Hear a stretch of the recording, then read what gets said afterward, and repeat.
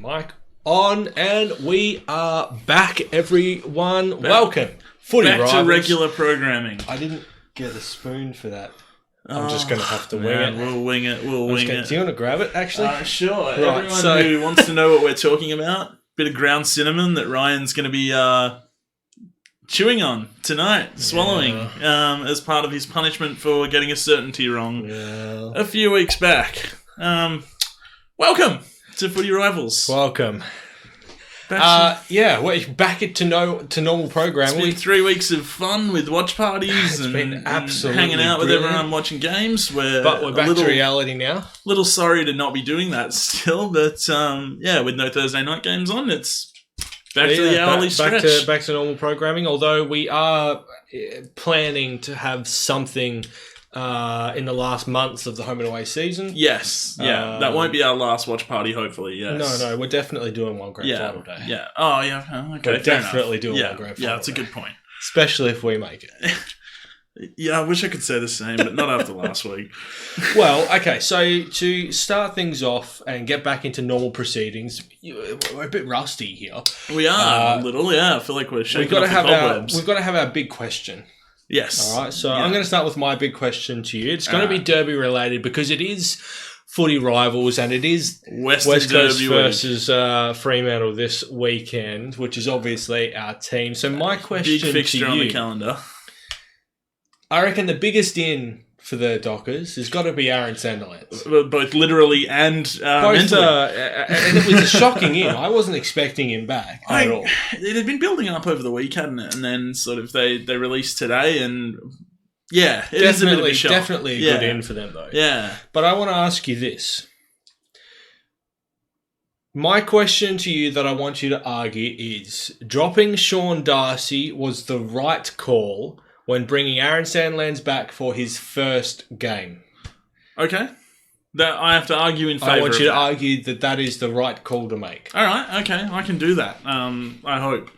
I'm going to also stick with the ruck situation, actually, which is funny enough. I'm going to throw it to you because Nick Nat came back last week for his first game. Sandilands is coming back this week for his first game in a long time, obviously with a few more years on him than Nick Nat. But I want you to tell me why, and this is gonna sting for you a little. I want you to tell me why Fremantle's ruck situation heading into this game is better than West Coast.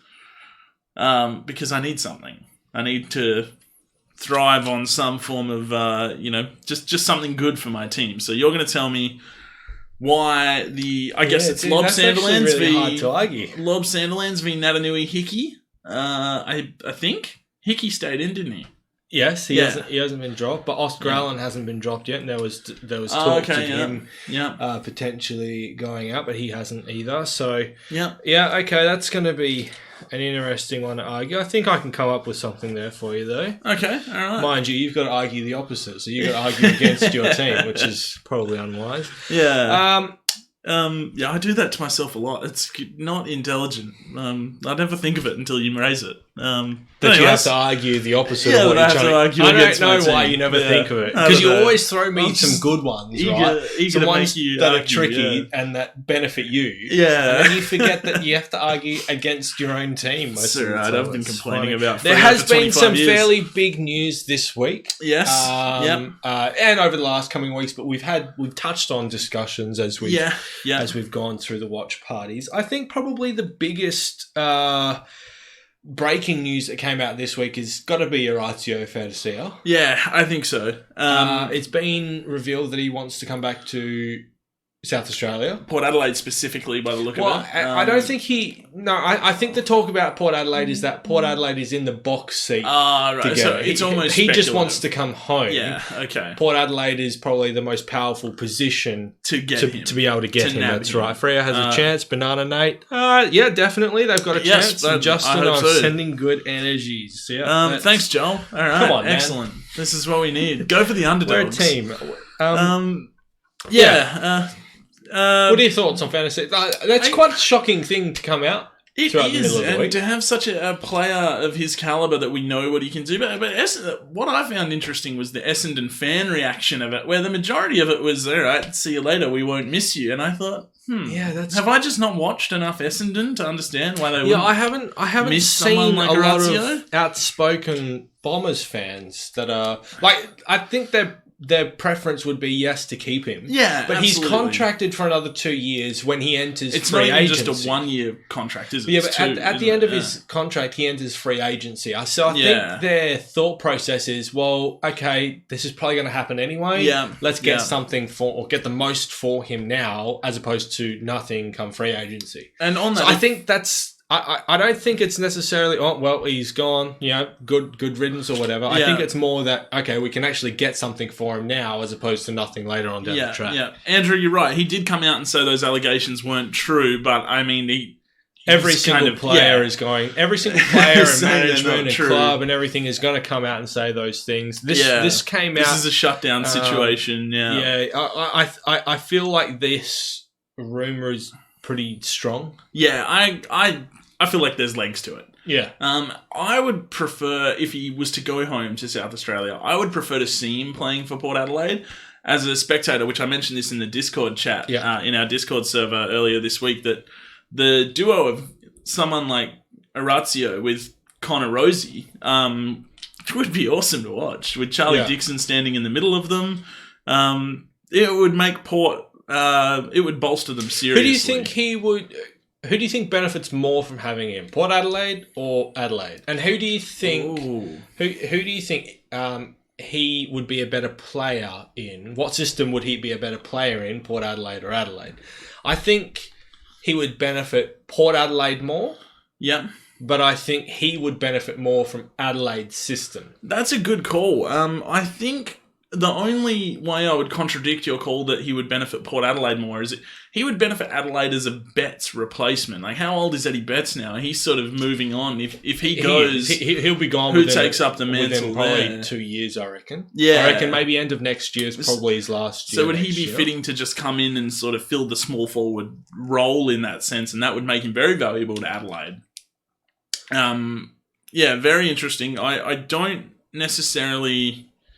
No, like Joel mentioned in our Discord chat, to give it another plug, this week, that Adelaide was sort of set at the small forward position. I think he said. Yeah, but if they're already set in the small forward position, why aren't they playing? Yeah, they might have small forwards, but they're not capable small forwards. I'd like to see Darcy Fogarty get going. I reckon Fantasy... See, Fogarty's a big... he's sort of in the Fogarty mid-range. will be the replacement for Tex. I think that's pretty clear. Point. Yeah, okay. Because Tex is... the end of his career is coming very fast. Yeah, a decline is rapidly approaching. His decline is quite rapid, not approaching. As you say. It's in the middle of it. But I think Fantasy is probably better than their small forwards. I think so. Like, his ceiling is higher than their small forwards as well. Yeah, and Joel's just mentioned that Lockie Murphy is underrated as hell. He is, but he's not...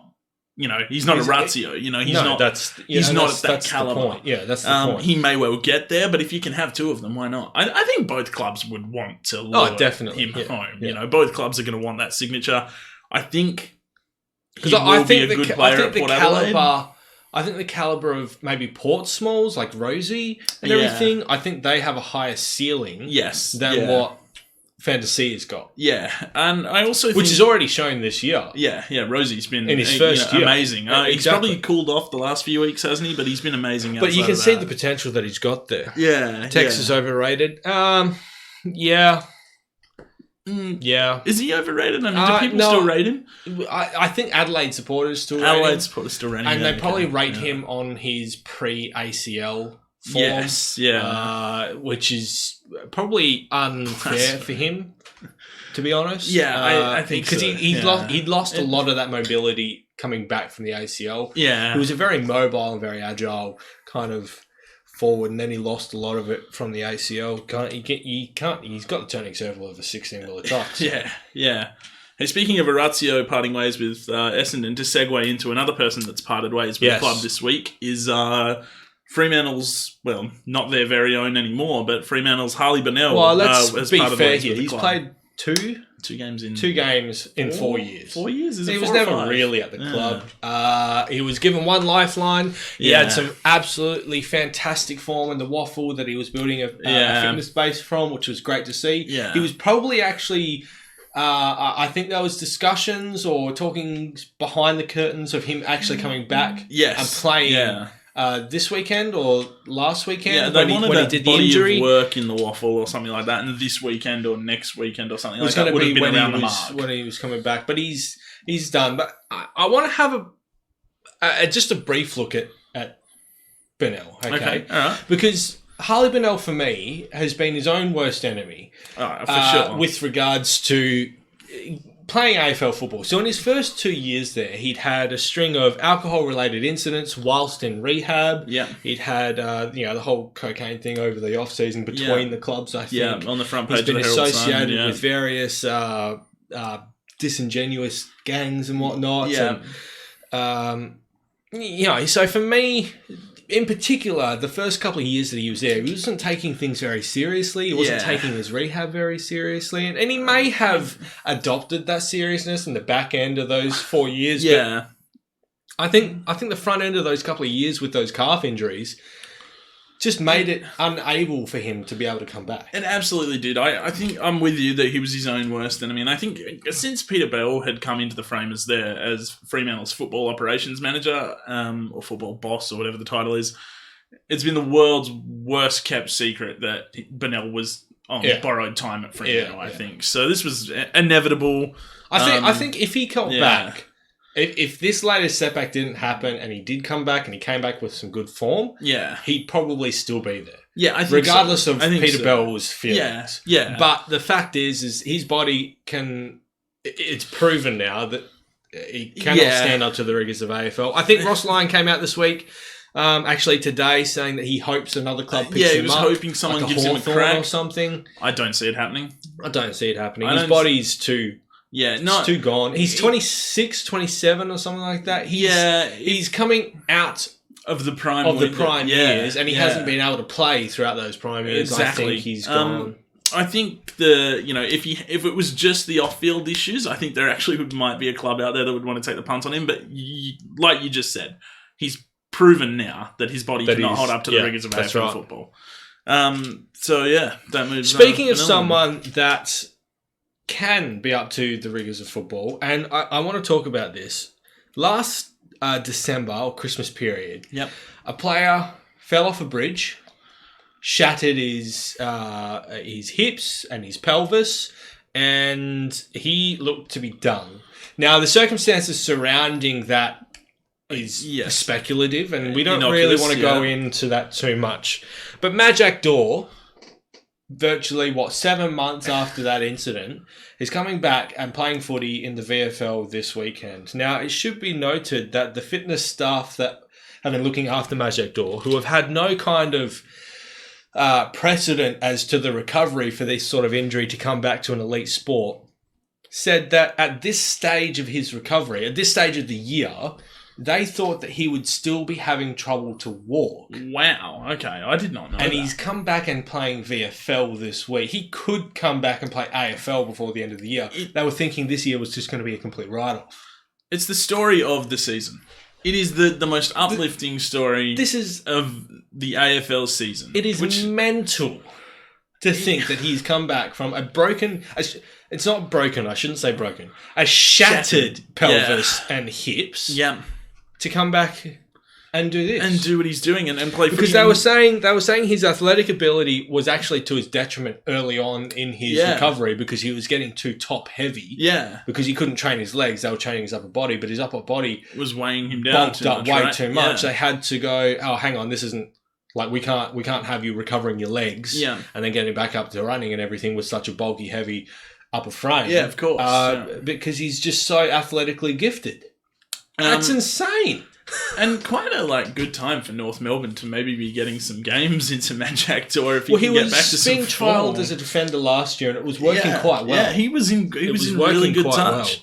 Well. They're having their own discussion in the chat, I see. Right.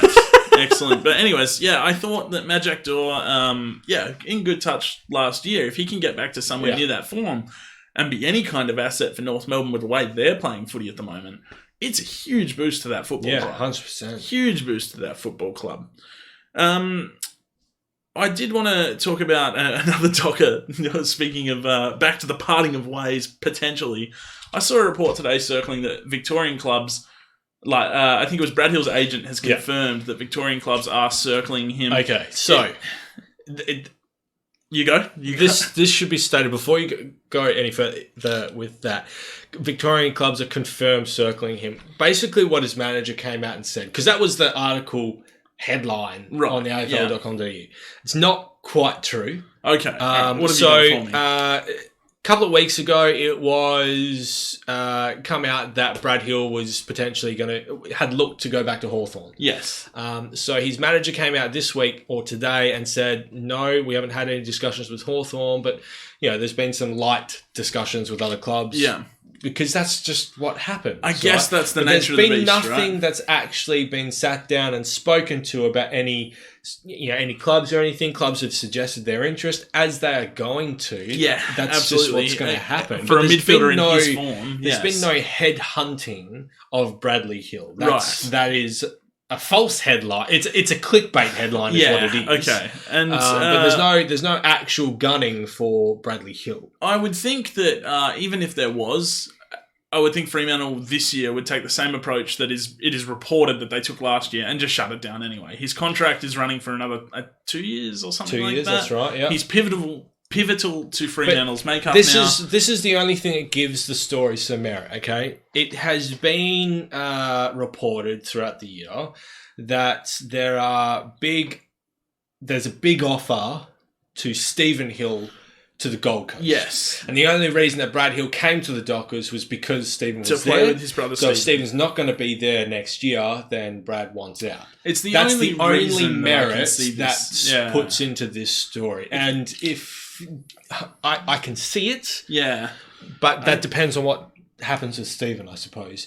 Yeah. Gold Coast could soften up, considering, let's be fair, Stephen Hill, his record with soft tissue injury has been pretty dismal over his career. Yeah, he's always got some sort of niggle. I think he's only had 1 year where he's played 20 plus games. And it would have been early in his career. Maybe his first, Could have been his first. Because he's always had problems with his quads.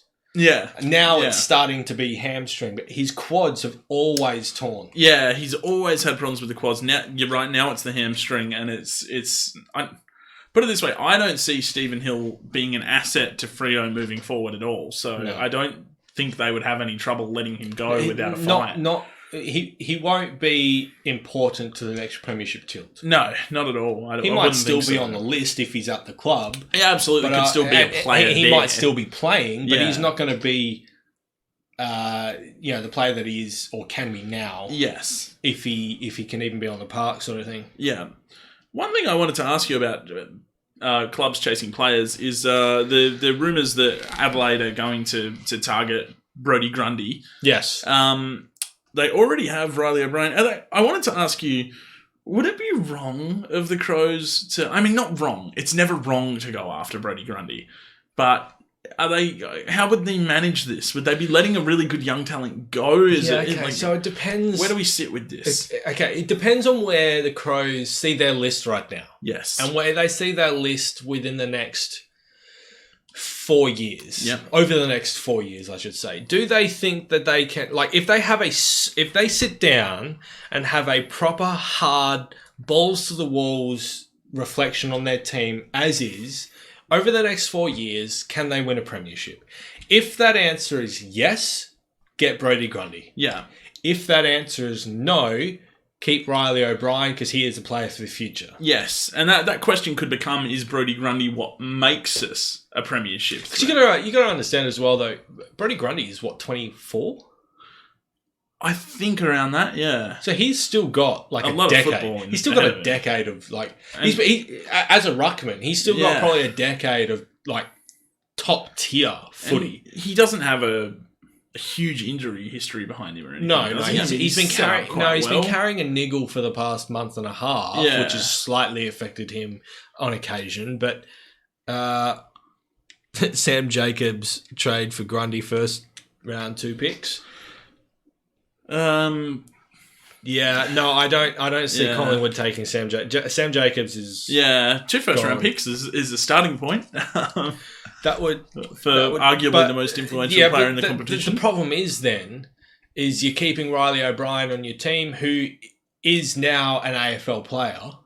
Yeah, like he's an AFL capable player, and you know that, and you're not playing him. That's a waste. That's where it becomes tricky and murky because he's going to want out straight away. So you probably use him in that trade, as well as maybe another pick. Maybe like a second. I think so. Maybe Riley O'Brien plus maybe a second round pick. Yeah. For Grundy. Yeah. That would be. I would think Collingwood might even just sit there and demand that with the weight of how good Grundy is, that they demand Riley O'Brien and a first round pick. Possibly. And do you know what? Possibly that could happen. Maybe Adelaide. Oh no, Adelaide don't have a first pick. They've traded their first pick for Carlton's first pick. They've got Carlton's. Yeah. So yeah. Who are no longer on the bottom of the ladder. I was so deflated. But I knew it was coming. It's just one of those games where the whole final 30 seconds was just in slow motion, and I was watching it. I don't know if Fremantle touched the ball between their goal and the Mark Murphy goal. And I got up, and usually at a time like that, I'll scream or I'll kick something in my lounge room or something. I just got up. And I looked at my partner and I just went, I don't even know what to say. And I had to just walk up to our room and just be deflated. I didn't even know what to do. So I didn't know any of this was going on because I was working at the time. And I don't get time to be able to check my phone while I'm working. It wasn't until after work that I was reading the Discord chat and everything. I'd read I saw your comments before I even saw the score, and I was like, and my comment was just laughing. I'm like, I love this game so much. You want to know what I did? You want to know what I actually did? I went out and I watched Toy Story 4 just to try and forget about it. Just to feel happy. That's all I could do. I was sitting in the cinemas and Woody's talking to Buzz or something, and I'm just like, shut up, Woody. What would you know? I'm so sour on everything. I'm like, God damn it, Mark Murphy. That is so good. But that was all I could do. I didn't like. I was so happy about that. Sucked in Adelaide. You're not getting pick 1 anymore. Well, mate, yeah. What about your boys last weekend? Pushed by Hawthorn. Yeah, but we got the job done. We got the job done impressively on the road. It should be noted Hawthorn played very well after half time, right? Yeah. I only caught snippets of the game. What did you make of Nick Nat's return? Did what he needed to do, really. Plenty of hit-outs. Very clearly has a presence. Yeah. And he came in and out of the game, and he'll get more consistent at staying in the game when he's on the ground. Yeah. But obviously, first game back, he's going to be blowing pretty hard. Second game back overall, including the waffle game. So he's going to be blowing pretty hard. He's going to come in and out of the game. But luckily, the rotations on him give him the ability to be able to come into, say, the fourth quarter and not just be dead in the water, but still be able to make an impact. He had a huge impact in the last quarter with Luke Shuey. Luke Shuey's been man on a mission. Yeah. Very, very clearly, he's been a sorely missed part of that team. And he is probably the best ruckman in the competition with regards to at the contest. Around the ground, definitely not the best ruckman in the game. But we're going to give that to Brody Grundy or Max Gawn or something like that. But at the contest itself, winning winning hit out to advantage and pressuring any ball carriers in his vicinity, he's in terms of influence. There's no one that is better than he is. Yeah, I think influential like that is massive. And over the next few weeks, he'll get better. Aaron Sandler's coming back. Concerns me. Is this just something Freo's done to just go, hey, whatever, we're going to try and take advantage I do actually genuinely worry he's back in as well now. Yeah. So, and that's obviously going to offset Sean Dyson going out, but Brennan Cox is also out. So I think he had to be after his efforts. Well, see, the thing is, though, is that Rory Lobb is now the only tall. Yeah. You would like to have two talls against West Coast's taller defence. You absolutely would. This is where they continue to miss Hogan. I think that Brennan Cox should have stayed in. Yeah. And that then offsets the loss of Sean Darcy when Rory Lobb comes out of the forward line to do the ruck work. Because they still have McCarthy in, but he's not going to... but he's not a tall. Yeah. He's a goal kicker, but he's not a tall. Yeah. So he's not going to cause McGovern any worries. Let's put it that way. Question, Darling for All-Australian? No, his start of the year was too quiet. Yeah, been good of late. How'd he go against the Hawks? I didn't really catch much very of the good. game. He kicked 3 or 4 goals. Okay, yeah. He kicked West Coast only 3 goals in the first quarter. Okay. He was very good. Very good. Not a bad start at all. Should we get to the game? I'll tell you what, just quickly before we touch on the games, we want to talk about Dane Beams. Ah, right? Yes. Yeah. So he's more or less on the long-term injury list anyways. He's not coming back until finals. Potentially with regards to the injury. Health, with regards to the injury. But he's come out this week saying that he's going to be taking, or the club came out this week saying he's going to be taking indefinite leave to sort out his mental health issues. Now, we probably thought he was past this. Yeah, it's something that we thought the move to Collingwood had reaffirmed that he was past passing of his father and everything last year. We thought he was probably going to be past this, but clearly, as is the case with mental health, it's quite unpredictable and it brings up a lot of demons for all. Yeah, it just comes out of the blue. Absolutely. As someone who has actually suffered a bit of anxiety in the past, it does. It catches you off guard. You don't know when it's coming, and the stupidest of things can set it off. Which is amazing. Like which makes it hard to say someone is past it when it can come back to them. Yeah. At any time. That's right. But because there's such a lack of understanding of mental health issues, which has been the best thing that Beams has done over his journey, has been bringing awareness He's been outspoken about it for sure, which is mental health issues and everything by documenting his own battles with mental health. Yeah. I couldn't commend him more. He's clearly going through something. Yeah, absolutely. And yet he still takes the time to address everyone, saying, "Yes, I'm having some issues." And I do feel it's important to address them in a public. This is where I am at. Not necessarily the gritty details in a public manner, but to address it in a public manner so that we can get more awareness, so that more people out there can address their issues as opposed to hiding behind a wall. Hats off to Dane Beams. It continues a run of players who are starting to come out and say, "Hey, I'm having some issues." There is a huge amount of players coming out with mental health issues, and you have to wonder now, is the AFL doing enough to combat mental health issues? They're only just recently appointing a mental health board or commissioner or someone to oversee mental health. Which is surprising because seems late you probably should have thought about doing that with the Brisbane 5. Yeah. I would have thought. That would be a good point for it.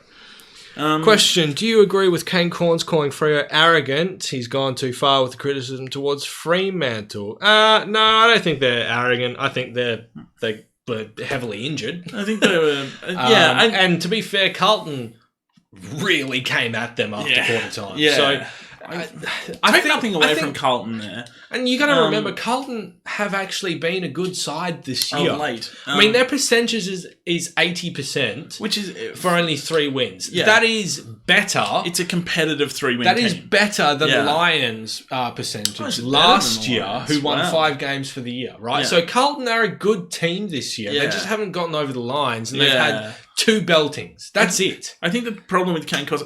I think, yes, he was probably correct to say Fremantle was being arrogant when they played Port. To say arrogance is coming back to haunt them, I think I'm with you. I think injury is coming back to haunt them. Kane Corns is someone who speaks purely for headlines. Yeah, that's all he does, and I don't appreciate him as a reporter. No, I don't either. I think clearly injury coming back to haunt Fremantle, not arrogance there.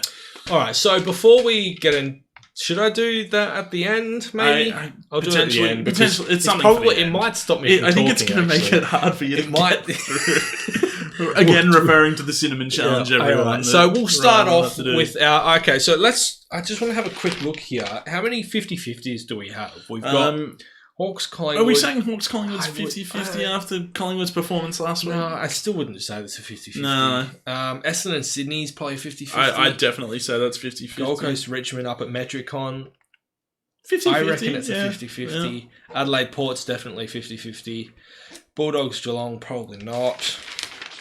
Although I wouldn't write the Bulldogs off. It's not a 50-50. Yeah. Fremantle, West Coast. I don't even care if it is 50-50. I'm not putting my certainty on this. It's probably not a 50-50 though. Carlton Melbourne is definitely a 50-50. North Melbourne Saints. Yeah. Could be 50-50. And GWS and Lions, probably not at Giants Stadium. No. So we've got, 1, 2, 3... 5 50-50s to choose from for our certainty. So this could be an interesting game. Alrighty, here we go. So first, Friday night game. We've got the Hawks taking on Collingwood at the MCG. We have a debutant for the Pies. We do, yeah. In comes Isaac Quaynor. Yes. Along with Elliott and Aish, while out goes Varco, Reed, Greenwood. Should be noted that Varco is omitted, not injured. Yes, whereas Reed and Greenwood both go down with injury. Yep. And for Hawthorn, in comes Mitchell Lewis, and the skipper Ben Stratton is back after serving his ban for pinching. I didn't see that on there. And out goes Segler and Moore. Yes. And Segler is omitted, which is interesting. Yeah, weird. Did they bring it? I mean... Well, Mitch Lewis is coming in for Segler. Yeah. Yeah, okay, fair enough. Because Segler's been playing more as a forward than in the ruck, because McAvoy's in the ruck. Okay. I'm keen to see Isaac Quaynor and what he can do. I'm actually surprised that Segler was dropped. Because he actually had a very good impact for the Hawks against West Coast. He took like 3 or 4 good marks in the forward line, but he shanked like all the kicks. Is that just why they're not happy with him? I don't know. Well, he normally kicks them. He just had an off night, right? I don't agree with anyone who would drop someone for shanked kicks. At least they're getting the kicks, is my theory. Unless you're Levi Casbolt or something. Oh, yeah, unless it's like, an overbearing, powering awfulness. But no... I'm keen to see Isaac Quaynor, and Elliott and Aish also come back in, which strengthens Collingwood. It does, unfortunately, losing Greenwood hurts. All of their outs. Actually, Reed hurts. So what are they in terms of forwards? I mean, Reed's been playing forward, hasn't he? So he comes out and they bring Elliott back. But they don't seem to care about talls and smalls. They just swap forward for forward. And no, I think Elliott was going to come back this week anyway. I think so. He was always going to come back this week anyway. Reed's does this leave them too short against Hawthorn at all? Probably not. I don't know. Sicily Frawley? No, probably not. Frawley's having an interesting year. I did see that he made Campbell Brown's Team of the Week last weekend. The only reason that happened is because Josh Kennedy didn't kick a goal, but Josh Kennedy wasn't really a focal point. Jack Darling was. Yeah. So... I don't think Frawley blanketed him. It was just that West Coast didn't target him. Yeah, okay. So I wouldn't have put him in any. Yeah. He's been very out of form this year. So we think without Reed and putting Elliott back in, Collingwood's forward line will be okay against Hawthorn's I think Mason Cox. Thank you. I nearly forgot that one too. Mason Cox. He benefits mostly from being the sole target. Yeah, I think so. He's very clearly not played very well at all with Ben Reid in the team. Still have Myercheck in there too, right? Oh yeah, 100%. So, I mean, but they got enough. The 3 tall system for Collingwood doesn't work for Mason Cox. Yeah, and I think Mason Cox is probably the better forward than what Ben Reid is. Yeah. So you want him up and about more. Yep, I like this. 2 talls, more smalls to come in. Mason Cox is actually pretty good at bringing the ball to ground as well. Yeah, I like the change. And I like Collingwood, so I'm going to back the Pies in to come over the win. Pies for me. After the Hawks got to they had a close defeat, I think this is going to be a blowout. It could be that flat line, where they sort of just plateau on. My concern is Grundy. Grundy got probably dominated by Goldstein last week. Yeah. Where are the Pies? What? So the Pies haven't been playing good footy. They're like West Coast at the start of the year. They haven't been playing good footy, but they've been getting wins. Yeah. Last week they were exposed. They got flogged last week. Let's be fair. Yeah. North Melbourne towed them. I mean, don't get me wrong. This is the danger game for them because their form is not great. But having that loss, because they were playing so poorly and getting the wins, they weren't able to correct their form. Right. having this loss may just give them the kick up the butt to go bang. And generally, good teams who come off a loss come out and thrash the opponent next game. And that's what I think this is going to be. I think this is going to be a 10-goal loss. Bomber reckons Collingwood by 3 goals. Fair assumption. I think that's not too bad. Collingwood have too many injuries. I think they've got enough. I think their list is deep enough to be able to get it done. Yeah. Specifically against the Hawks, who are not running smoothly themselves. So, Collingwood for mine. Yeah, we're both hitting the pies on that one. And after that, we enter our first Saturday game, where we've got Essendon taking on Sydney at the MCG, 1:45 p.m. Melbourne time. Interesting changes again here. Clark, Stringer, and Guelphy come in for the Bombers. Yep. While Langford, Bellchambers, and Begley go out. Yes. And I don't know how to pronounce Egmolese Smith. Egmolese Smith. No, some dude from Richmond comes in for Caddy, isn't it? Why are you reading Richmond? I'm reading the wrong game. Sorry. Cunningham comes in for Sinclair. I've skipped one too far forward. Sorry. Sinker's dislocated his shoulder twice in the opening minutes of the game. Yeah. So he was done. Yeah. I think he'll be done for a couple of weeks while he gets that fixed up, depending on the damage caused by the dislocations. I haven't seen any reports on that, actually. I don't know. I haven't seen any reports of how long he's going to be out for. Like I saw one that said potential just season ending for Sinclair. Well, dislocated shoulders can do a lot of damage. Yeah, so not great news for him, and not great news for Sydney. What does that do to them? Actually, probably not a terrible week to lose him because Bellchambers goes out for Essendon too. Well, yeah, but Zach Clark is now going up unopposed in the ruck. Yeah, I don't think that's such a bad thing. Zach Clark could go up unopposed and still be pretty average, I think. But who's rucking for Sydney? Sam Reid? Is Naismith in the team? I don't think he was in the team last week. He wasn't in the team last week? I think Alia rucked I think he did. So I think they must be wanting him to ruck again. But why have they not replaced him as a defender? And then Stringer comes into the forward line for Essendon, which could make them dangerous. Because Cunningham has come in, and he's not a defender. Yeah, I don't know what they're going to do. So I'm not sure what Sydney are actually doing in this matchup. I would take Alia, even though he's not a ruckman, over Zach Clark around the ground. He actually played very, very well last week. But that does make me think that who's taking guys like Stringer and like Rampy might go to Stringer. Who was playing forward for Essendon last week? We should know because we watched them. Kale Hooker kicked the winning goal. I know that. Well, he swings in and out. Mitch Brown. They had in the McKernan. Tip and Woody. Did McKernan play forward or did he just sort of mop it up around the ground? He went forward and back. He was kind of swinging between the two, to be honest. Sydney won't make finals by Banana Mate. I reckon they will, actually. I think they're a very good chance. I think they're actually going to get there. Which is why I'm going to tip the Swans to win this game at the MCG. I think what? The Swans are going to get it. I'm going to put my certainty on them. Nice. I'm going to go with Sydney. I think they've got enough to get this done. I don't actually think the Bombers were overly impressive against GWS. Anyway, they sort of had a crack. No, GWS were probably having one of their GWS moments. Yeah, which they have. So that's leading me to go Sydney with the certainty. Dean Margetts, I will not be umpiring at the Derby. Okay, fair enough. Thank you, Dean. Praise the Lord. God. Praise the Lord, Dean. I'm actually a bit annoyed that you jumped the gun and put this as your certainty because I was about to make that my certainty. So. Oh, good. I'm glad I got in early then. You're a pain in the butt. So you're Swans as well, then I'm guessing. I would have been Swans, yeah. Okay, that would have been my certainty. So, yeah. Now I have to try and find something else. It's a cutthroat show. We move on to the next game, which I've already called out Richmond, but it's Gold Coast versus Richmond at Metricon Stadium, Saturday, 2:10 p.m. Yep. For the Gold Coast, in come Heron and Corbett, who I know very little about. I know very little about as well. Out goes Will Brodie, which I thought was weird because he had a really good first half last week. I'm pretty sure he was injured. Easing off. No, I think he was omitted. I think you're right. And Ellis comes out as well, whereas in for Richmond comes the dude whose name I can't pronounce. Derek Egmolese Smith, the most complicated... Well, actually, no, Tip and Woody would be the most complicated name. Yeah. And out goes Caddy. So where do we sit with this game? I don't really know what to make of it too much.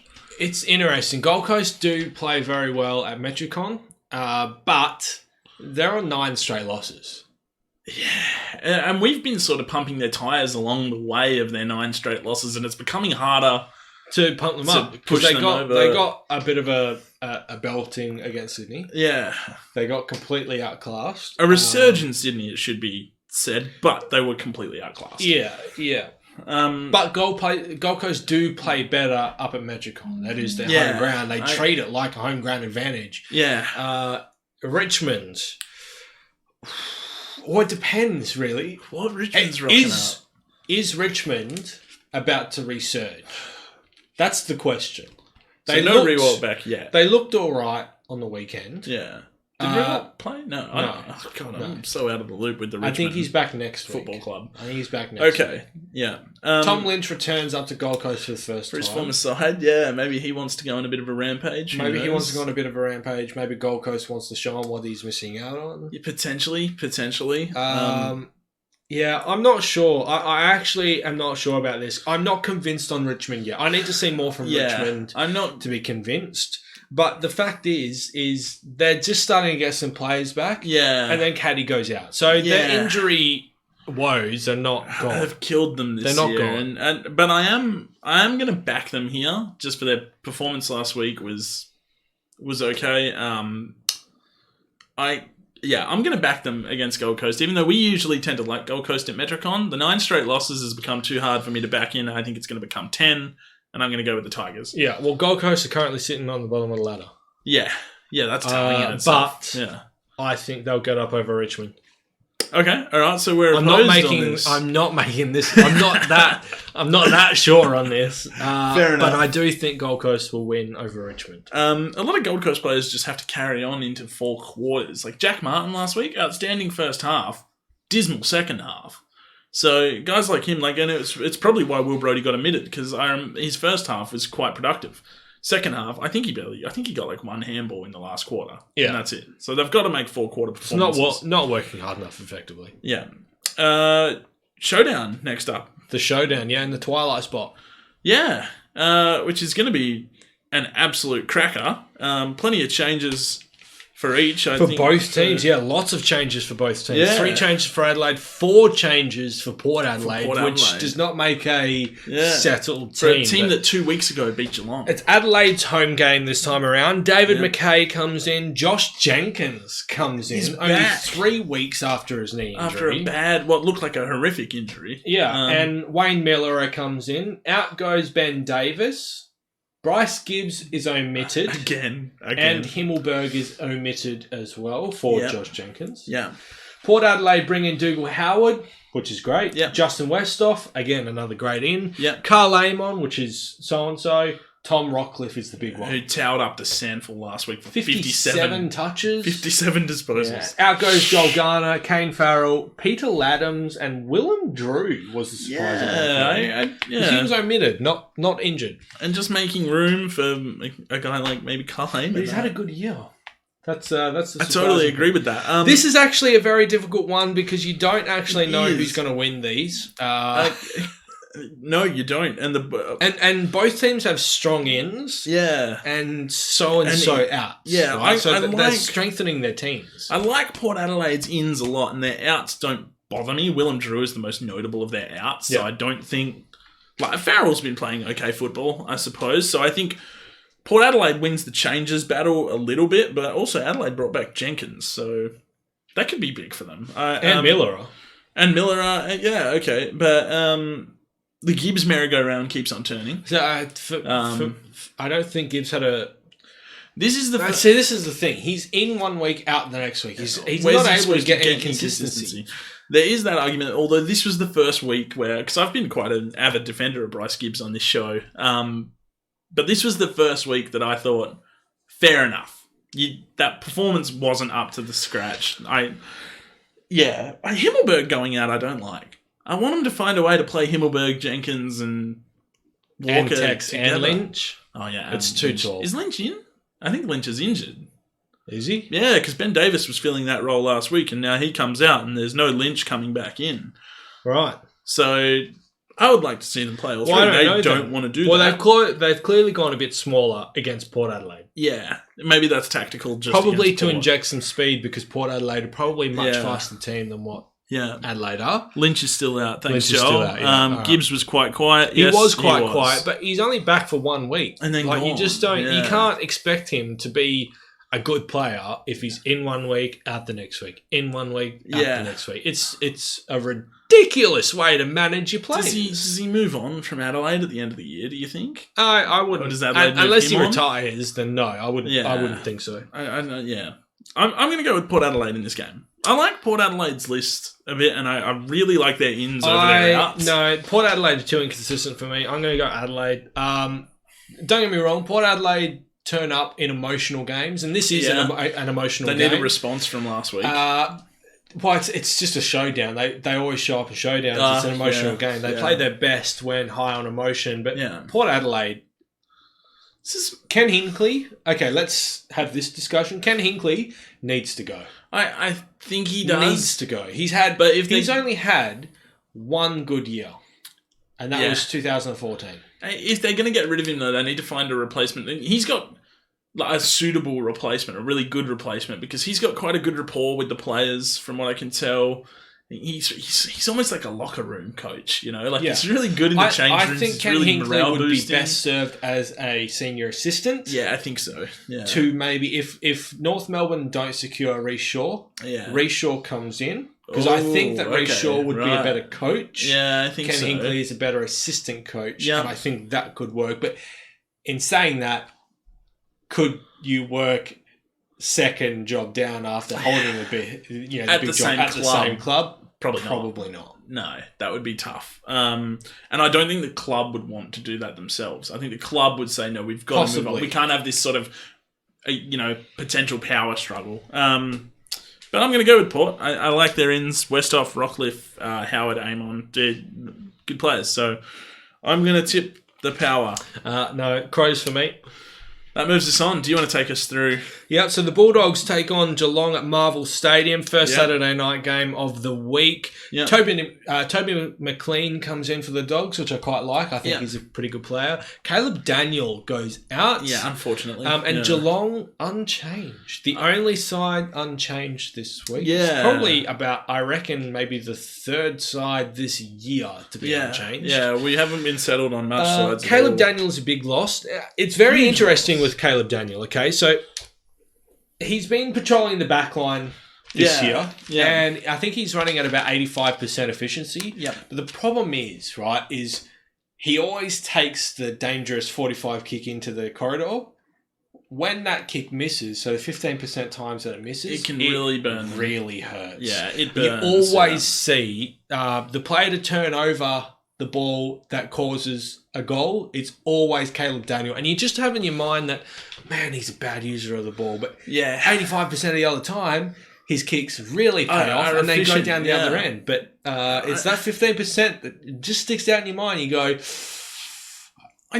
but I like him. He's a big out. I really like him, and he is a really big out. McLean's quite a good in if you're going to lose Daniel. Like, his presence, although playing different positions,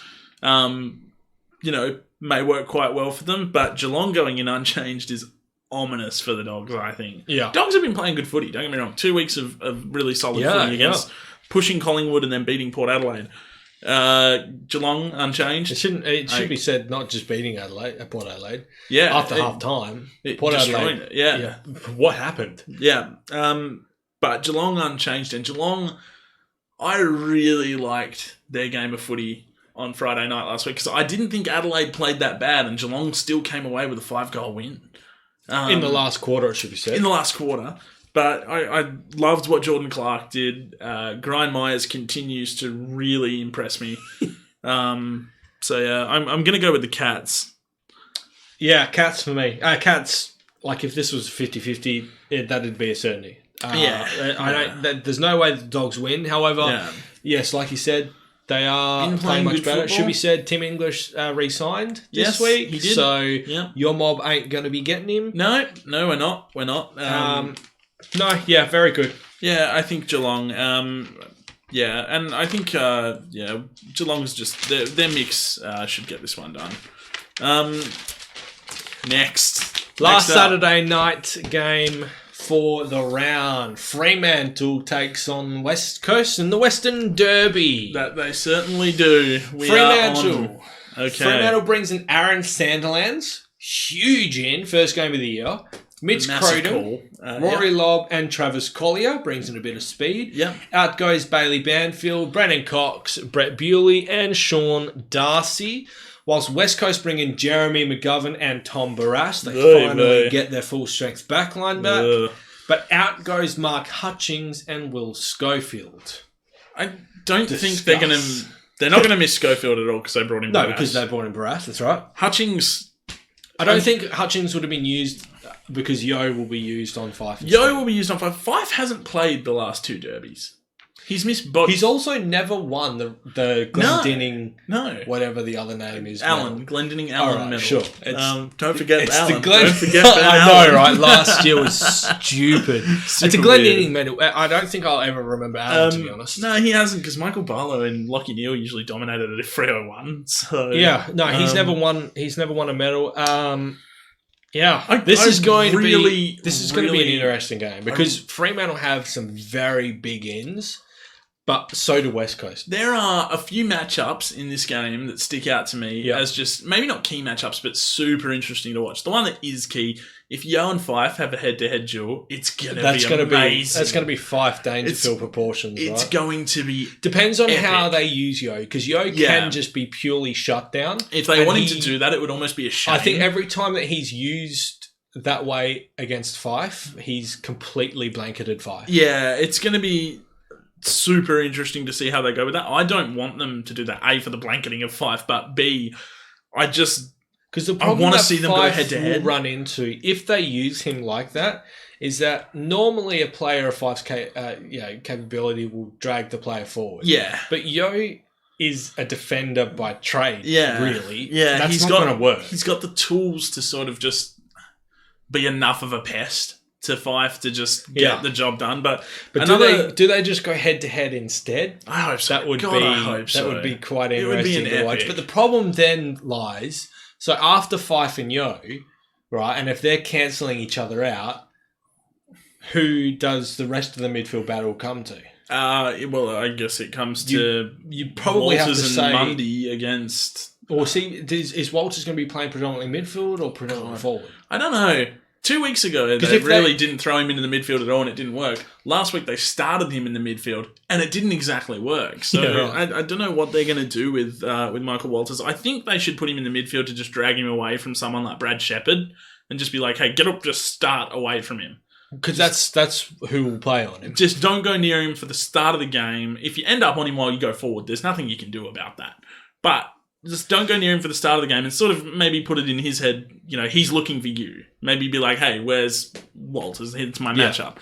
The other matchups that struck me as super interesting was probably Griffin Logue versus Jack Darling. I'm really interested to see just because their physiques are kind of similar. Yep. Griffin Logue likes to play in the air. Jack Darling's obviously just Jack Darling, who can either be very good or could quiet. Be interesting. I think that's an obviously interesting one. Hamling against Kennedy. Hamling goes to Kennedy, which may suit Freo because Hamling's got a bit of speed and closeout speed there, but also may suit West Coast because Kennedy's got size. I think the one to potentially get off the leash is Oscar Allen. Yeah, because they don't have a defender to match up on him. I think unless they want to use Luke Ryan in that sense. But then you lose your spare. You've lost your floating defender, which is not what they want. Yeah. Right. And Ethan Hughes will probably go to Oscar Allen. And Ethan Hughes is having quite a good season. But, I'm interested to see how this pans out. I think dropping Sean Darcy goes against Freo here because they've brought in McGovern and Barras. Barras then takes on Lobb. Yeah. And McGovern is freed up to his favourite position then. Because he doesn't have to be... He doesn't have to be accountable. This is why I don't know why they dropped Brennan Cox or Sean Darcy at the same time. Why they? I'm not sure why they dropped both of them at the same time. Because having one of them would have made McGovern a little more accountable, and McGovern kills Fremantle. Yeah, he destroys them every time. He doesn't have to man up on anyone. This is where having Hogan. In fact, I think West Coast has won every game since McGovern has become a dominant player. Yeah. Yeah, I would say so. The last game in 15. was and he's been significant in each since probably about halfway through 15. The Sandy Lobb inclusion is probably just them trying to take advantage of the Hickey Natanui situation. Maybe Nick Nat's not going to play that many minutes, so maybe you can dominate the hit-outs. I mean, Fremantle's midfield's probably just looking forward to having first use because it's been a while since they had first use. Is Sandlands going to be able to get first use? Okay, so he hasn't played. Like, when was his last game? Oh, God, I don't even remember. I want to say about this time last year. Did he play last? Yeah, probably. He played some games last year, but not much. Yeah, he hasn't played any waffle minutes. No, he's going to be gassed very early, and I think he'll be gassed more than Nick Nat because Nick Nat rotates more than what Sandlands will be. Because Sandlands doesn't have a backup ruck. He's got Rory Lobb, who they would probably want to keep down forward for as long as possible. And if they want to rotate the two of them, Sandlands has to go forward instead of going to the bench. Which makes it tough. Yeah, the selection committee is a bit strange for me. It's really weird. I like the inclusions of Collier Crowden. That clearly says we want some pressure. They've definitely brought in some speed there, yes. Yeah, speed and pressure. The smaller forwards of Fremantle worry me more. Yeah, that's exactly how it should work. Yeah. It's only going to worry me if they can make McGovern accountable. And I don't think that they have made the correct team selection to make McGovern accountable. I think Michael Walters becomes extremely important to Fremantle in this game. He's usually extremely important to Fremantle, but he's beyond extremely important in this game. But I do think that Brad Shepherd is probably good enough to blanket him. I think he's done the job in the past. Good enough, hasn't he? So that Walters isn't a game changer. He might still kick a few goals. Yeah. But with Shepherd on him, I don't think he's a game changer. Yeah, you might be right. You know what? I'm going to go with Freo. It does scream a bit like Sandlands and Lobb may have been rushed back. And this is a game they have to win to stay in touch with finals. Yeah. There's a little bit of desperation. There was a comment in that you guys made but just before. It does smell a bit of desperation from Fremantle, and I worry if it's in those players' best interests to be coming back against this team. Margetts, you've raised a good point, Dean Margetts. Sturt should have been playing. He had 20 touches and 2 goals in the waffle last week, and he plays forward, and he should have been playing for Fremantle. Another one that might have made someone accountable. I don't know why they haven't done that. But anyways, I'm going with the Dockers. You're actually tipping the Dockers. What else can I do, man? I'm willing them to the line. I'm going to go with them. I avoided them with my certainty. If West Coast get this, it's 9 in a row, which equals their record. Equals the run from the start. Yeah. Then when they went 9-0 for the first 9. Yep. They're currently 29-20, so they're trying to go 30-20. Correct. Yeah, that is correct. So West Coast for me, I cannot see unless West Coast have an off game. Yeah, I can't see them dropping this. I don't really see that happening, but screw it. I'm going with Freo. Do you want to take us through the next few games? Yes, so Sunday afternoon, or Sunday morning for us, Carlton take on Melbourne at the MCG. This is actually looking to be a pretty good game. It's really interesting. Now, it should be noted that the following list changes are extended benches, so some of these players may come out. So in for Carlton, Alex Fasolo, Andrew Phillips, Darcy Lang, Hugh Goddard, and Matthew Cottrell, who I don't know anything about. No. Out goes Charlie Curnow. I'm really excited for Hugh Goddard to come in because I thought the Saints were absolutely bonkers to drop him last year. Yeah. Melbourne bring in Braden Pruce, Corey Wagner, Jordan Lewis, Josh Wagner, Kyle Dunkley for his debut, and Oscar McDonald. And out goes Oscar Baker and Tim Smith. I would think Max Gawn is going to be a potential late out here as well. Could be, and I think Cruz is Cruz playing at the moment? I don't think he... No, I think he did play. Yeah, he towed Sean Darcy up last week. He killed Sean Darcy. If Gawn goes out... Bruce has got to do an almighty job. Carlton wins. Bruce has got to do an almighty job. So Cripps isn't back yet. No. He's probably going to be out for a few weeks. Yeah, okay. But Carlton have proven that they can win without him. I think Walsh got 30 touches over the weekend, which is insane for a first-year player. Walsh was absolutely spitting fire in the first half. So I'm going to go with the Demons, actually, because I think Bruce is the kind of player that could come in and actually do quite well on Cruiser because he's really physical. And Cruiser's very, very mobile though. Yeah, Cruiser will drag him forward and make him defend. Whereas I don't think Cruiser has the smarts to drag Cruiser around the ground. I also do think, even though Carlton were fantastic last week and have been fantastic across recent weeks, they travelled to the West. They picked up a thrilling win. Maybe on an emotional high. Maybe they flatline a little, come home. But I don't know. It's funny you say that though. They've been very consistent over the last 3 weeks though. They haven't had very close and then a massive drop off and then it's been they haven't had that yet. I'm going to stick with the Demons though. I'm going to back them in. I think their midfield without Patrick Cripps there, which is silly because it didn't matter last week, but I think that is an interesting thing. Walsh is the next Dunstan Martin. I disagree. I think Walsh is the next. I think he's the next Gary Ablett. I don't have many comparisons. I just think Sam Walsh is the next Sam Walsh. I don't think we've seen too much. I think he's going to be the next Gary Ablett. You may be correct. He's sort of built in that same manner, isn't he? Yeah. And he can kick goals. I don't see him being the next Dustin Martin. I don't think he's... Dustin. See, the thing with Dustin Martin... guy. But Dustin Martin spent, his first... I want to say 5-6 years in the forward line. Yeah, that's true. And then transition. Degoe is a closer comparison to Martin. Absolutely. Walsh is just an out-and-out midfielder. Yeah, and a gun midfielder at that. Gonna stick with the D's. You're going with the Blues, eh? I am going with the Blues, and yep, I'm just sticking with the Blues. All right, no certainty thrown down on the Blues there. No, my certainty's coming next game. Okay. The next game on Sunday is North Melbourne versus the Saints down in Blundstone. This is a good one for a certainty. You've picked a good one. I have. I've thought this through. You've picked a good one. I didn't think it through.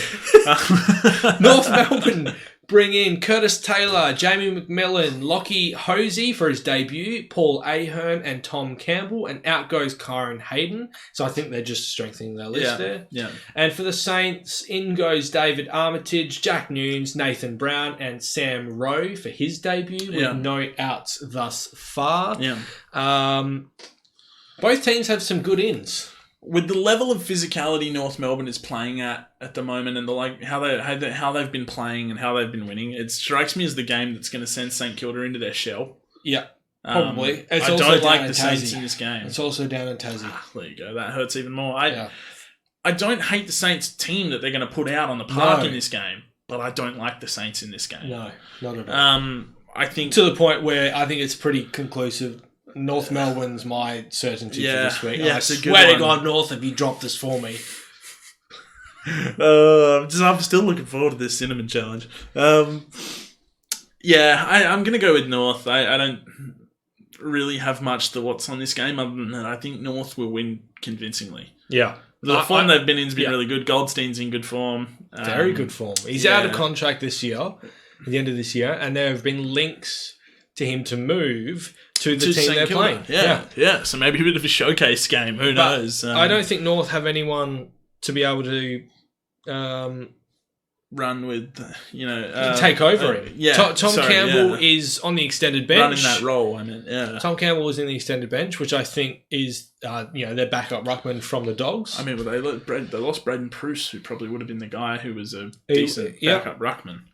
Yeah, who went to Melbourne to be backup to Max Gawn. So for a longer period of time, he was going to be an immediate successor. I don't understand his decision to do that. I don't know. Maybe there was something going on there behind the scenes that we don't know about. Who knows? I reckon the Saints might pull it off. Well, if you're reckoning so, then I'm justified in my certainty on North Melbourne. and this being a 50-50 game because people are arguing who's going to win. So, I'm happy with that. North Melbourne for me. And I think it's going to be. I think it's going to be quite ugly. Yeah. It has the potential to get that. Last game of the round, GWS takes on the Lions at Giants Stadium. If this was up at the Gabba, I'd think about this game much more. I'm still thinking about this game a lot more. However, the ins: Dawson Simpson, Ian Hill comes in for his debut. Interesting. Lockie Whitfield back in the team. Yeah. Stein and Flynn on his debut as well. Out goes Shane Mumford. He is being managed. Yeah. for the Lions, Josh Walker, Nick Robertson, Marcus Adams, Alex Witherden, and Archie Smith come in. And I think it's Oscar McInerney is out. Keeping in mind, these are extended benches. Both teams have some strong ins. Marcus Adams is making his debut for the Lions. Ah, right. Okay, so Marcus Adams comes in. Alex Witherden's a good in. Whereas on the flip side of that, Lockie Whitfield comes back for the Giants, which is huge. And I like Ian Hill. I don't know if he will debut because these are extended benches. Yeah. I like him as a young we prospect. were touted at getting him. Yeah. And GWS took him earlier than we He's did. a WA boy, and I think he's got plenty to offer. Where do you think the Giants... I was going to ask this before we got into the games, but I forgot. Where do you think the Giants' midfield sits? Because I look at their midfield and I see star after star after star with guys like Canelio, Kelly, Taranto, these sorts of guys. Sometimes they just don't get the job done. No, Canelio was the only one that showed up last week. I think they go through Kelly patches. was okay. I think they go through patches where they will be poor for like 1 or 2 weeks. Yeah. And then they just go, hang on, what are we doing? Yeah. And then bang, they're really good for a month. Yeah. And they have some really solid They form. feel like they feel like a young team because they're still inconsistent, right? But they're not a young team. They're not that young. They're Josh Kelly should be at the point where he's more consistent. They're a team of absolute A-grade stars from, I should say, they were stars in their junior years who are not used to having to go and play hard footy. Yeah. And this was going to be one of the knocks that was coming for GWS. Yeah. Like as they were starting to make finals a few years ago and everything, was that their players, through the draft system and everything, would just dominate their teenage years and everything so much that they wouldn't have to deal with the niggles. Yeah, of exactly. Footy. Yeah, they would they be able to push through those kinds of niggles? Now, it says to me that when GWS are on top, they're on top. Oh, in close games, they look very, very shaky. Yeah, and I think it's because their players don't know how to push through. Yeah, and it's a concern for me. In saying that, I think this is going to be a big win. I think it's going to be a win, but I don't think it's going to be a big win. I think the Lions will do enough to be competitive here, maybe for 3 quarters. I think the Lions are slightly in the same boat as GWS, but the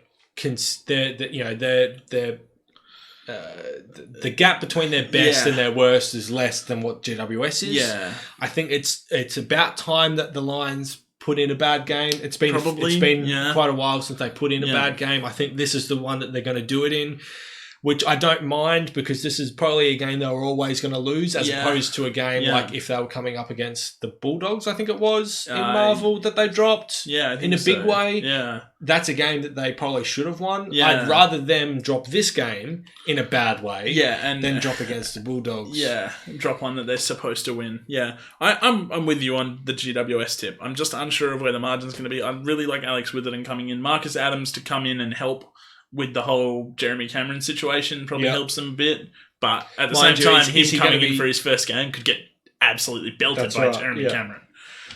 I don't know how he's going to go, but I'm going to go with the Giants. Yeah, the Giants for mine. Yeah. Lockie Whitfield, big in. Yeah, huge in. Huge in. Has a massive say on how they play. There was a comment in here before, Shane Mumford overrated. I do agree with you this year that he is, but he is a better ruckman than what Dawson Simpson is. So. Yeah. I'd like to just say that Shane Mumford has had a great career across the clubs that he's been at. Just now, he's done. I think he's just done. Yeah, he's limping towards the finish line, and then he sort of crossed it and then came back, and now he's limping towards it again. I think he was kind of begged to come back. Yeah, I think the situation they were in. Yeah. And he's clearly it was clearly the wrong decision. Yeah. Is he on a 1-year contract? I think so. I think he'll be done after this year. Yeah. For some reason, that's in my brain. So that's the games. That's where we're at. That is the games, yes. So, how would you like to progress here? Questions? Shall we get to them? Or are we staring down the barrel of eating some I don't cinnamon? know. Should I try and answer the question with that? I reckon that'd be funny, whether I try and do that or not. I don't even know how I'm going to do this, to be honest, because I don't have a tablespoon. But if I just do this and use the cat... That's not a bad idea. Yeah, that's probably the equivalent. I probably should have done this beforehand. I don't know. Just to fill in the guys watching while we watch you pour your cinnamon out. This is looking sus on the camera. It's not what it looks like. Disregard. What was the game that you lost to get this into your certainty here? I'm pretty sure it was a Gold Coast game. I think it potentially we could were have been. Up by a big way. Like the team was up by a big way at quarter time, and then they were reeled back in over the course of the game. Because this has been coming for a couple of weeks now, guys. We just haven't had the chance to do it. So I'm really relishing in this because I've been terrible with my certainties. Maybe I just need to take this cap off. Can I do that? That could help you out a bit. Ha ha! Hey, now we're talking. Yeah, not sure. I can't really remember. I think it was Gold Coast that let you down, though. Yeah, and you're not going with up at Metricon. You tipped. That's why I didn't. Week. I tipped them. Oh no, you did tip them. Yeah, you tipped them to beat Richmond. But that was as much as I went because last time I made them my certainty, this happened. Yeah, this is so good. I think that's about a table. I think you're well on your way. Yeah. That's not what it looks like, Mumford. That's spicy rockin'. Okay, this is cinnamon. It's the cinnamon challenge. Okay, This is my punishment for losing my certainty. Ryan's also before the watch parties. Yeah, I've got a glass of water there just in case I die. Yeah, which you're going to need. Which is probably going to happen. I've never done this before. I've got a bucket in front of me because of all the videos that I've seen over the years of people doing this, they cough out the cinnamon, and I don't want it going over the equipment.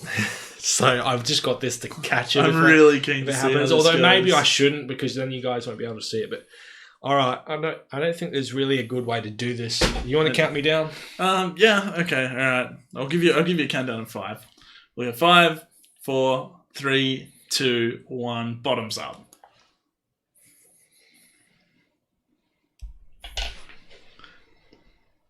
Any possibility of talking us through this? I don't know what you want me to say. That'll do. I can't shoot. Oh man. So you want to answer your question? Yeah, sure. Yeah, I mean, I was. What was my question again? It was something to do with Sean Darcy and Aaron Sandilands. It just doesn't get wet. What is your last words, just in case you die? You didn't get any last words, Bomber, but he's not dead, so. Sorry, I skipped down. I wrote it down, I thought. But what was the question you've got for me this week, whenever you're ready? I did have an argument. Jesus Christ, there just sticks everywhere. The cough was amazing. I didn't cough. I was just trying to talk. I hope you guys got that on the through the camera because that was everywhere. Absolutely hilarious. All right. So fill me in on my question again. I'm really distracted now. Dropping Sean Darcy was the right call. I tried to just go slapstick in that. Dropping Sean Darcy was the right call when bringing Aaron Sandilands back for his first game. Yes. Because you don't lose any, agility, do you? Like, I don't think... Like, we were talking earlier about Aaron Sandilands having to be match fit, and he's not going to be match fit because he hasn't played a game in so long. But Sean Darcy has been getting... Like this is a guy who did a preseason, and yeah, he's had an injury setback that put him back for about 4 weeks this year. Outside of that, he's been able to train and everything like that, and play waffle games and play AFL games, and he doesn't cover the ground very well at all. He never has, though. No, he never has. It's something that he's going to have to learn over time, which hopefully he will. Wait, he's only, 20? 21? He's in his 3rd year, so I'd say he's about 21, yeah.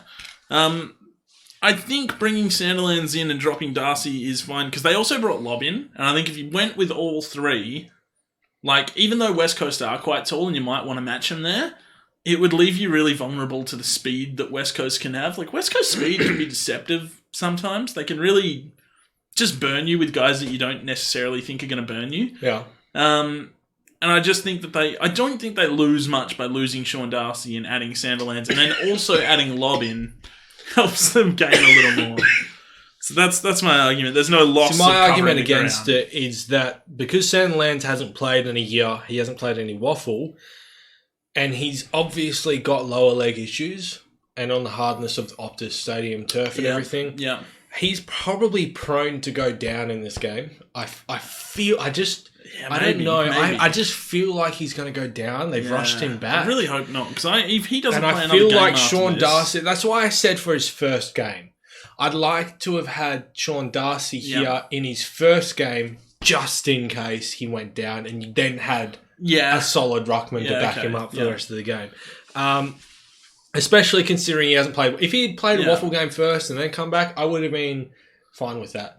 But because this is his first game and they've just brought him straight back in, it's just a concern for me. This is where the Brennan Cox dropping came in. I would be fine with them dropping Sean Darcy and bringing Sandy back in if they had have kept Brennan Cox. Because say Sandy does go down, Rory Lobb was a guy who we were talking about was like in, 40-man All-Australian squad. He was never going to beat the All-Australian ruckman, but in 40-man squad contention with the form he was in before he went down with an injury. Yeah. So he would come in and fill the role fine. But what do you leave with your forward line then? That's right. Whereas if Cox was still in the side and you could leave the forward line to Cox and McCarthy while Rory Lobb rucks. For 15 minutes at a time, It's the best of a bad situation. It's not that awful, but...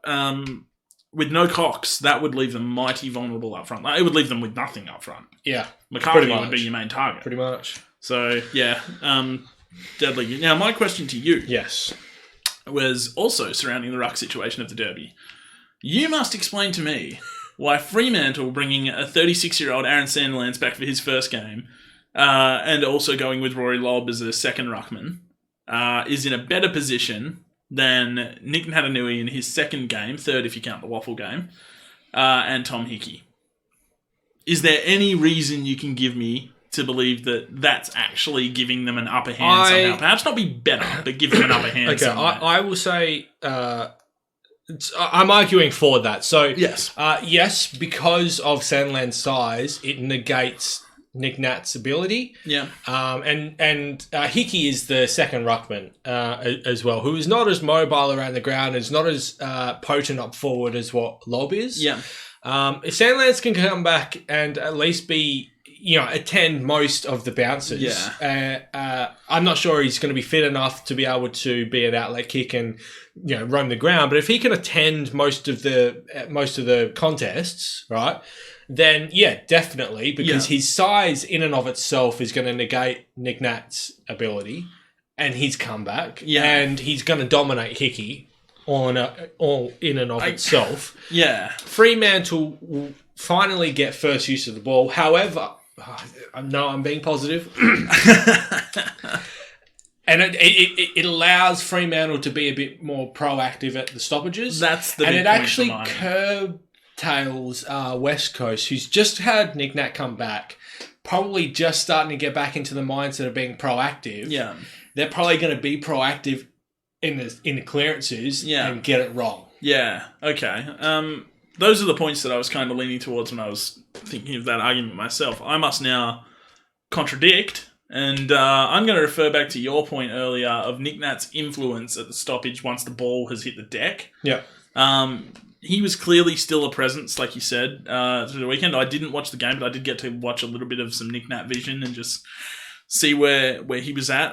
Clearly still a presence. And once the ball hits the deck, Sandy's gone. I mean, he might as well be invisible. Yeah. Nothing's going to happen once the ball hits the deck for him. So it's almost like it's a 4v3 once it hits the deck.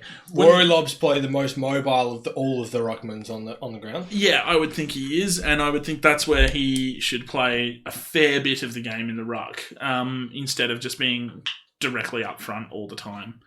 But yeah, Hickey pinch hits. Like I say, he pinch hits. He's going to run most of the ruck if Nick Nat's not in there. He's fine. They have no problem with Tom Hickey. So I think it's a worry for Fremantle that once the ball hits the deck, Sandilands is irrelevant. I think Joel asked a question just before. Does Ross go at the end of the year? No, I don't think he does, Joel. I think the success at the very of this least, year, he's got one more year running on his contract. Yeah. The success of this year, regardless of how they drop off from here on out. What they showed early, the success of this year has earned him the last year of his contract. I think he stays. And the success of the last year of his contract in next year will determine whether he gets another one or not. Yeah, I still see him being absolutely seeing out his contract until the end of the 2020 season. So that's us. I think have we covered everything? I think that is us. Yeah, that's all about topics. You've done your everything. Excellent sermon challenge. Now, next week, I said this week I was going to do a reaction video and a power rankings video. I didn't do that. It's been a busy week. I had a very big weekend. To put it into perspective, I think like from Friday to Monday, I worked probably about 45 hours or something over the course of 4 days. So I'm always wrecked come the start of the week, which is when I need to do the video. So I will try and do at least one of those videos, probably just the reaction videos, because we are getting... Joel is doing a review of the Showdown. Yep. And the plan is, if we can get it to work without differing schedules, is that Justin and I will do a review of the Derby together. Where one of us is going to be bragging almightily and the other is going to be sulking almightily. So this should be fun.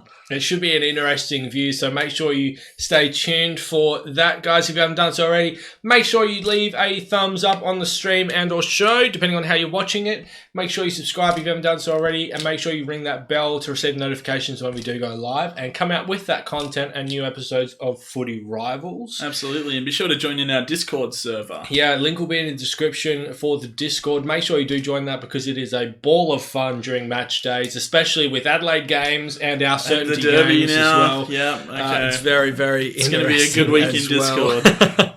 Wow, you guys are still going? Yep, we're just finishing up. Well, thank you very much for joining us. First show of Footy Rivals since the watch parties. We will be bringing a watch party sometime in August. We're just about to sit down and discuss when that's going to be. So, yeah, thank you very much for joining us, and we will see you next week. For now, this has been your Footy Rivals and your AFL Access. Thanks. Bye.